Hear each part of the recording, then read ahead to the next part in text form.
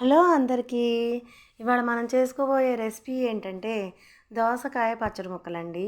నాటు దోసకాయ సన్నగా ముక్కలు తరిమేసుకొని దోసకాయ చేదో తీపో చూసుకుని దానిలో ఇలా వంకాయలు 2 వంకాయలు తీసుకుని దాన్ని మంచిగా ఘాటు పెట్టి మంచిగా చిన్నగా దోరగా వేయించుకొని పక్కన పెట్టేసుకోండి.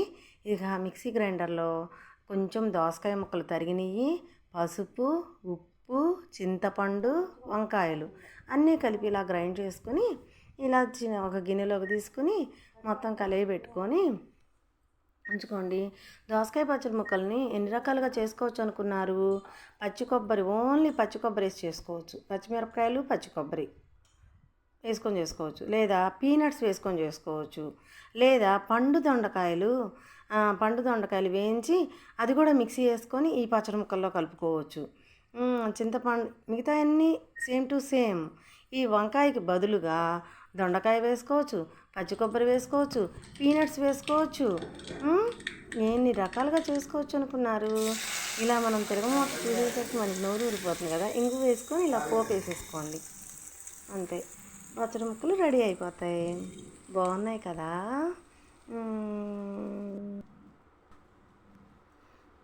ఇవాళ మనం చేసుకోబోయే ఇంకో వంట ఏంటంటే మినప వడ అండి. ఈ మినప వడలో 6 గంటలు మినపగుళ్ళు నానబెట్టి వాటిని గ్రైండ్ చేసుకోండి. లాస్ట్లో పిండి గ్రైండర్లో నుంచి తీసివేసే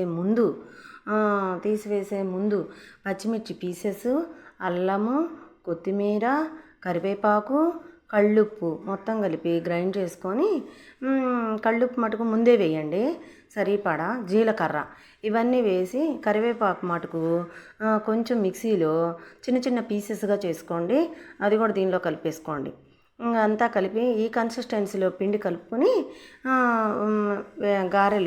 వడలు వేసుకోండి.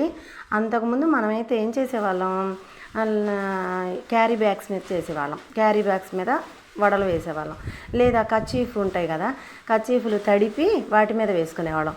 ఇప్పుడైతే లేటెస్ట్గా ఇలా గారెలు చేతి మీదే వేసేస్తున్నారు. వేటి అవసరం కూడా లేదు మనకి అసలు. ఇలా చేతి మీద వేసేసుకుంటున్నారు. చేయి తడి చేసేసుకొని గారెలు వేసేసి మీడియం ఫ్లేమ్ మీద పెట్టుకోండి కళాయి.